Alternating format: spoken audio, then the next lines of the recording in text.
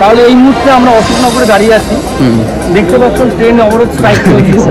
বিভিন্ন অ্যাঙ্গেল থেকে দেখেছি দীর্ঘ যাবৎ 7:30 মাঝেরহাট এবং মাঝেরহাট যাওয়ার গাড়ি প্রতিদিন বারাসাত করে দিচ্ছে অথবা দমদম করে দিচ্ছে। এই কারণে পাবলিক আজকে স্ট্রাইক নেমেছে।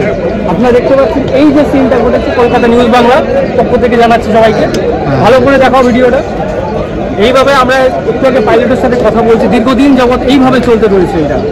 তো এটার জন্য মানুষ অনেকটা হ্যারাসমেন্ট বোধ করছে, তো যার জন্য আজকে স্ট্রাইকটা দেখতে পাচ্ছেন। এখন পুলিশ প্রশাসন কিন্তু কোনোভাবে এভাবে এখনো ক্লিয়ারিটি আসেনি। দেখতে থাকুন, সঙ্গে থাকুন। Thank you.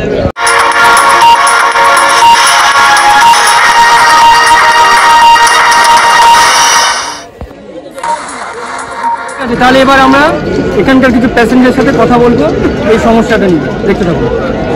এই মুহূর্তে দেখতে পাচ্ছেন আমরা একটা প্যাসেঞ্জারকে নিয়েছি, ওনাকে জিজ্ঞাসা করবো কি কি সমস্যা হচ্ছেন। এটা কি প্রতিদিন হচ্ছে এরকম?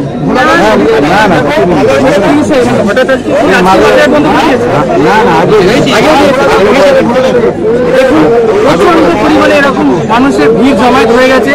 এরকম আরো অনেক প্যাসেঞ্জার আছে যারা অনেক দূর দূর থেকে আসে যায়, তাদের অনেক সম্মুখীন হচ্ছে প্রবলেমের। তো এই জিনিসটা আমাদের কাছে দেখার জন্য আপনি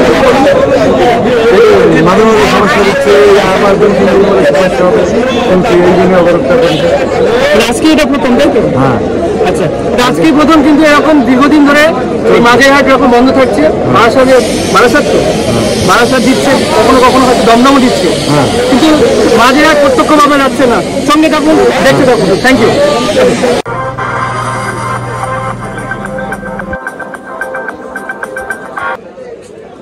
তো বন্ধুরা, এখানে যে তোমরা দেখছো যে এখানে পুলিশরা হেঁটে যাচ্ছে, তো এখানে পুলিশরা লাঠিচার্জ শুরু করে দিয়েছে জনগণের ওপর, সাধারণ জনগণের উপর।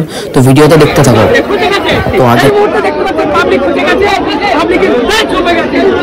পুলিশের লাঠিচার্জ থেকে